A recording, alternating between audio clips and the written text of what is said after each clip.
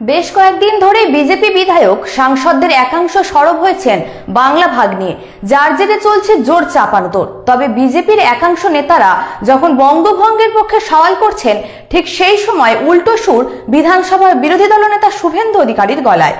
তিনি আবার জানালেন তিনি এই সব বাংলা ভাগ চান না। একদিকে যখন খোদ দলের রাজ্য সভাপতি সুকান্ত মজুমদার উত্তরবঙ্গকে আলাদা করে উত্তর পূর্ব ভারতের সঙ্গে জোড়ার প্রস্তাব দিচ্ছেন, সেখানে শুভেন্দুর এই মন্তব্য রাজনীতির অলিতে গলিতে প্রশ্ন তুলছে বইকি। সম্প্রতি বিজেপি সাংসদ নিশিকান্ত দুবের পর দেশের নিরাপত্তার স্বার্থে মালদা মুর্শিদাবাদ জেলাকে কেন্দ্রশাসিত অঞ্চলের তালিকাভুক্ত করার দাবি তুলেছিলেন মুর্শিদাবাদ বিধানসভার বিধায়ক গৌরীশঙ্কর ঘোষ। সে প্রসঙ্গে বলতে গিয়ে শুভেন্দু জানান, ওটা ওর ব্যক্তিগত মতামত। বিজেপির পরিষ্কার স্ট্যান্ড, আমরা বাংলা ভাগ, কেন্দ্রশাসিত অঞ্চল, আলাদা রাজ্য চাই না। আর এই কথাটা দলগতভাবে আমি বলতে পারি।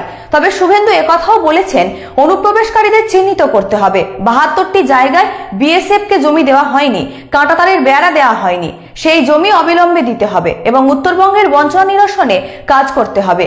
বিরোধী দলনেতার অভিযোগ, মুখ্যমন্ত্রী উত্তরবঙ্গের একাধিক জায়গায় বিভিন্ন প্রাসাদ বানিয়েছেন, তবে উত্তরবঙ্গের মহাকরণ উত্তরকন্যা, সেখানে কোনো সচিব বসেন না।